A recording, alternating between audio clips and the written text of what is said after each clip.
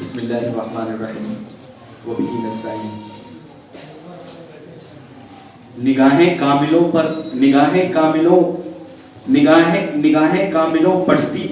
کاملوں کی بڑھتی جاتی ہیں زمانے کی، نگاہیں کاملوں کی بڑھتی جاتی ہیں زمانے کی، کہیں جھکتا ہے اکبر پھول پتوں میں نہا ہو کر۔ معزز سامعین، صدر عالی وقار اور مہمانان کرام اور عزیز طلبہ، اکبر الہ آبادی کی شاعری کا ہم جس ناحیے سے بھی مطالعہ کرتے ہیں اس میں ایک الگ ہی رنگ، روپ اور انداز بیان نظر آتا ہے۔ آپ نے سماج کا بہت گہرائی اور قریب سے مطالعہ کیا ہے اور سماج میں ہونے والی ہر طرح کی تبدیلیوں کو بہت ہی قریب سے دیکھا ہے۔ اور کیوں نہ دیکھتے، آپ نے جس زمانے میں آنکھ کھولا وہ زمانہ ہی بڑا عجیب اور کشمکش کا زمانہ ہے۔ ہر طرف افراتفری اور تبدیلی کی ایک نئی لہر دوڑ رہی ہے، اور اس چکا چوند روشنی کے پیچھے ہر کوئی آنکھ بند کیے انجام سے بے پرواہ دوڑا چلا آ رہا ہے، اور نہ اسے اس کے انجام کی پرواہ ہے اور نہ ہی اس کے افادیت و نقصان کا اندازہ ہے۔ بہت مشکل ہے نبھنا مشرق و مغرب کا یارانہ، ادھر صورت فقیرانہ ادھر سامان شاہانہ۔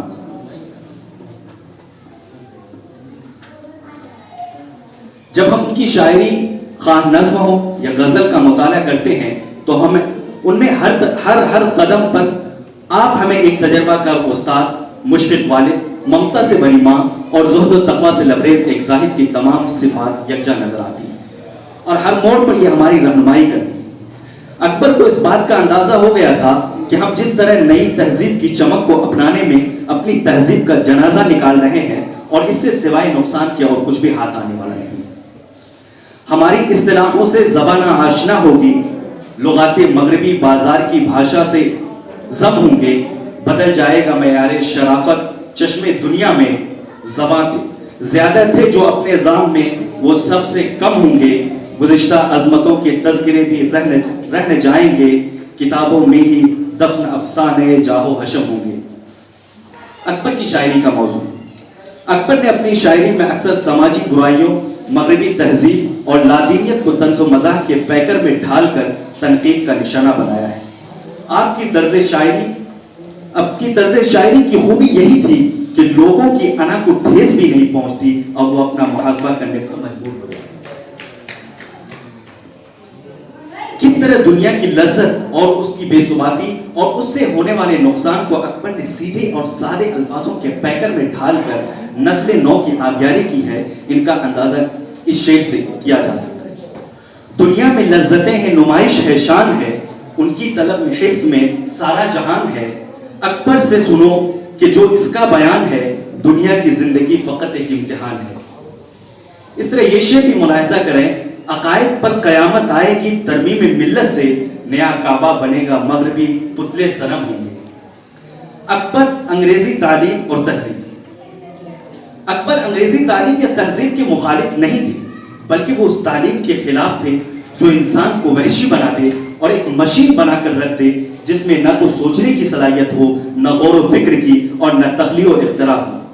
جیسا کہ لارڈ میکالے کی سوچ تھی کہ ہندوستانیوں کے سلسلے میں وہ ہندوستانیوں کا ایک ایسا طبقہ پیدا کرنا چاہتے تھے جو رنگ و غول میں تو ہندوستانی ہو لیکن مذاق رائے، اخلاق و ذہن میں انگریز ہو۔ اکبر کی شاعری میں اسی کے خلاف احتجاج ہے، اور اس کو اس پس منظر میں دیکھنے کی ضرورت ہے کہ جب اکبر یہ کہتے ہیں کہ رومی و غزالی کو بھلا کون سنے گا، محفل میں چھڑا نغمہ اسپینسر و مل ہے، تو اس کا مطلب یہ نہیں کہ وہ اسپینسر و مل کو پڑھنے یا اسے استفادہ کرنے کے مخالف ہیں، بلکہ وہ ان کو اعتراض ہے کہ غزالی و رومی کو کیوں فراموش کر دیا گیا۔ وہ یہ بھی بتانا چاہتے ہیں کہ مغربی مفکرین کو اس لیے نہیں پڑھا جا رہا ہے کہ ہم بذات خود ان کی بڑائی اور اہمیت کے قائل ہیں، بلکہ اس لیے ہم ان کو پڑھ رہے ہیں کہ ہم سے کہا جا رہا ہے کہ تم پڑھو اور یہ مہذب ہونے کی علامت ہے۔ اور یہی وجہ ہے کہ ڈاکٹر جمیل جالبی اکبر کی شاعری کی اہمیت کو سمجھتے ہیں اور ان کی تحسین ان الفاظ میں کرتے ہیں کہ اکبر کی شاعری اور ان کا تہذیبی زاویہ نظر ہمیں آج بھی دعوت فکر دیتا ہے۔ اکبر کی آواز وہ آواز ہے جو نہ صرف پاکستان و ہندوستان کو بلکہ سارے ایشیا کو زندہ رہنے اور خود کو عصر نو دریافت کرنے کی دعوت دیتی. اکبر جیسا شاعر کسی بھی دوسری زبان میں مجھے نظر نہیں آتا جس نے مغربی تہذیب کے غلبے سے بچنے کے لیے جس دلچسپ اور دلکش انداز میں اپنی جڑوں سے وابستہ رہنے کی تلقین کی ہو اور قوموں کی تخلیقی صلاحیتوں کو زندہ و باقی رکھنے کا گر سکھایا ہو. اس لیے میں اکبر کو صرف مزاحیہ شاعر نہیں بلکہ جدید فلسفی شاعر سمجھتا ہوں.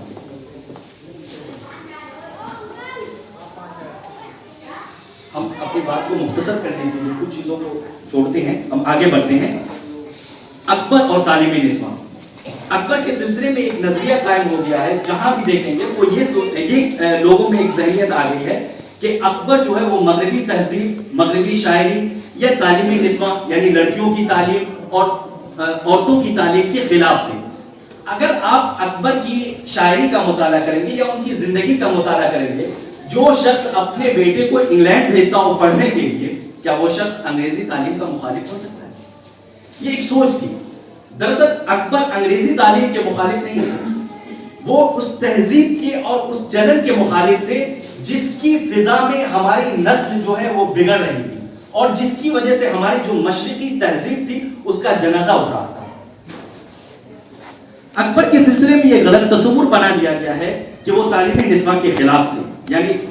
عورتوں کی تعلیم کے خلاف تھے اور لڑکیوں کو بالکل ہی ناخواندہ رکھنے کے حامی تھے, جو سراسر غلط ہے. بلکہ اکبر تعلیم نسواں کے حامی و ہمدرد تھے, لیکن وہ اس تعلیم کے حامی تھے جو عورتوں کے اخلاق, ان کے نسوانی کردار, ان کی مشرقیت, وفا شعار بیوی ہونے کو مسخ نہ کرے, لیکن جو تعلیم حیا, وفا شعاری, ایمان اور اخلاق کو پوری طرح مسخ کر دے, وہ اس کے روز اول سے مخالف تھے. اگر ہم عبد الماجد دریابادی کے لفظ میں کہیں تو وہ آرزو مند تھے اس نظام تعلیم کے جو مہربان مائیں, وفا شرست بیویاں, اطاعت شعار لڑکیاں پیدا کرے, نہ کہ اس کے جو تھیٹر میں ایکٹنگ اور برہنہ رقاصی کے کمالات کی جانب لے جائے. وہ ملک میں حریت پیدا کرنا چاہتے تھے کہ دنیا نمونے جنت بن جائے, پریوں کے مشتاق نہ تھے کہ ملک کا ملک راجہ اندر اکھاڑ ہو کر نہ جائے, کہ ملک کا ملک راجہ اندر اکھاڑ ہو کر نہ جائے. ان کے اشعار سے تعلیم نسواں کے سلسلے میں ان کی سوچ کا اندازہ لگایا جا سکتا ہے. دو شوہر و اطفال کی خاطر اسے تعلیم, دو شوہر و اطفال کی خاطر اسے تعلیم, قوم کے واسطے تعلیم نہ تو عورت کو, تعلیم عورتوں کو بھی دینی ضرور ہے, لڑکی جو بے پڑھی ہو وہ بے شعور ہے, ایسی معاشرت میں سراسر فطور ہے اور اس میں والدین کا بے شک قصور ہے, لیکن ضرور ہے کہ مناسب و تربیت ہو وہ طریق جس میں ہو نیکی و مصلحت, ہر چیز ہو علوم ضروری کی عاملہ, شوہر کی ہو مرید تو بچوں کی خادمہ, اسیاں سے محذر ہو خدا سے ڈرا کرے, یعنی گناہوں سے بچے اور اللہ پاک سے ڈرے, اور حسن عاقبت کی ہمیشہ دعا کرے. تہذیب کے سلسلے میں اکبر کا نظریہ. علم کے بارے میں کہا جاتا ہے کہ وہ جہاں آتا ہے انسانوں کو رفعت اور بلندی عطا کرتا ہے, لوگوں میں مشیت تبدیلی پیدا کرتا ہے, معاشرے کو ایک انسانی معاشرہ بنانے کی دعوت دیتا ہے, صفائی ستھرائی, پاکی, خود کی اور اپنے ماحول کو درست رکھنے کی تعلیم دیتا ہے. لیکن آج ہم اپنے معاشرے کا جائزہ لیتے ہیں تو تمام بگاڑ اور ہر طرح کے فساد کا محور و مرکز علم ہی میں نظر آتا ہے. آج تو حالت اس حد تک پہنچ چکی ہے کہ گندگی اور فضائی آلودگی کی وجہ سے انسانوں کا اپنی ہی دنیا میں سانس لینا دوبر ہو گیا ہے. انسانوں ہی کی کارستانیوں کی وجہ سے ہر روز نئے قسم کے امراض سے ہمارا واسطہ پڑ رہا ہے, اور اب تو کرونا جیسی وبا نے تو انسانوں کو خود ہی اپنے گھر میں مقید کر دیا ہے. تہذیب تو جسے تم کہتے ہو اس سے اکبر, دنیا بگڑ رہی ہے اب یہ سور رہی ہے, نقشوں کو تم نے جانچو, خلقت سے مل کے دیکھو کیا ہو رہا ہے, آخر کیسی گزر رہی ہے, دل میں خوشی بہت ہے یا رنج اور تردد, کیا چیز جی رہی ہے کیا چیز مر رہی ہے. علم تو انسان کو غنی کرنے آیا تھا, لیکن آج حالت یہ ہے کہ دولت دنیا کے صرف 1% لوگوں کے ہاتھوں میں ہے, اور دنیا کے 99% آبادی میں ایک بڑی تعداد ایسے لوگوں کی ہے جن کو صحیح سے 2 وقت کی روٹی نصیب نہیں ہوتی. جو دولت مند ہے اس پر دولت کی ہوس اس طرح سوار ہے کہ وہ اس طرح سوال ہے کہ وہ اس لیے کہ انسانوں کی جان، ان کے ماحول اور فضا تک کا سودا کرنے سے گریز نہیں کرتا، جس کا نتیجہ آپ کی نگاہوں کے سامنے ہے۔ اس چیز کا کیا کہنا اکبر تھا جس نے دلوں کو نیک کیا، اس چیز کا کیا کہنا اکبر تھا جس نے دلوں کو نیک کیا، لاکھوں ہی تمام کو کھینچا، ہموار کیا اور ایک کیا، جو قوم کو اب تک کرتے ہیں، اب ان کا اثر پر رونا ہے، معلوم نہیں کیا مطلب ہے، معلوم نہیں کیا ہونا ہے، اس کا جو سبب ہے سب سن لو، سب پر وہ آیا ہے ظاہر ہے، الفاظ صریح و واضح ہے، یہ مطلع اکبر حاضر ہے، تعلیم جو دی جاتی ہے ہمیں وہ کیا ہے، فقط بازاری ہے، تعلیم جو دی جاتی ہے ہمیں وہ کیا ہے، فقط بازاری ہے،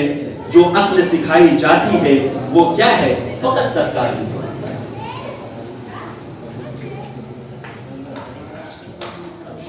ہم مختصر کرتے ہوئے اپنی باتوں کو اخیر میں رکھتے ہیں۔ خلاصہ کلام یہ ہے کہ اکبر کی شاعری زندگی کی اصلاح و تنقید کا لب و لباب تھی، ان کے دل میں قوم و مذہب کا درد اوروں سے زیادہ تھا۔ جب اکبر کا درد حد سے بڑھ گیا تو یہی قوم کی دوا ہو گیا۔ آنے والی نسلیں اس کا نسخہ دیکھ کر زندگی کو سنواریں گے اور اپنی بقا و دوام کی خاطر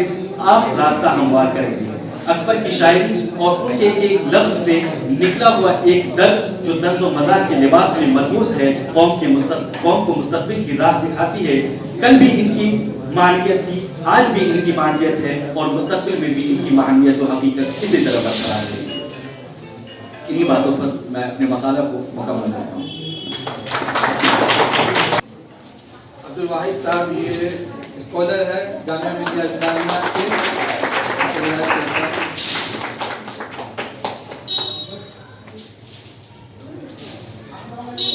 بہت بہت شکریہ تمام